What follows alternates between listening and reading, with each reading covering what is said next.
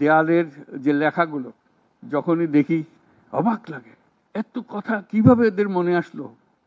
এদের পেছনে তো কোনো কবি নাই, কোনো সাহিত্যিক নাই, কোনো পণ্ডিত নাই যে কথাগুলো জোগাড় করে করে দেবে, কিন্তু সারা শহর ছড়িয়ে আছে, অন্যান্য শহরেও আছে। প্রতিটি কথা অত্যন্ত মূল্যবান, ছোট্ট কথা, ছোট্ট ছবি, অত্যন্ত মূল্যবান।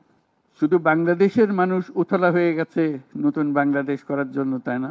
আমাদের যত বাংলাদেশি সারা দুনিয়া জুড়ে আছে, তোমরা একটু আগে বলেছো তাদের কথা, তারা সবাই বলছে যে আমরা আসতে চাই, আমরা এই নতুন স্বপ্ন বাস্তবায়নে শরিক হতে চাই। কাজে তারা, তোমরা যে ঢেউ উঠিয়েছ শুধু এখানকার মনে না, সারা দুনিয়ার বাংলাদেশিদের মনে এই ঢেউ উঠিয়েছ, তারাও যোগ দিতে চায়।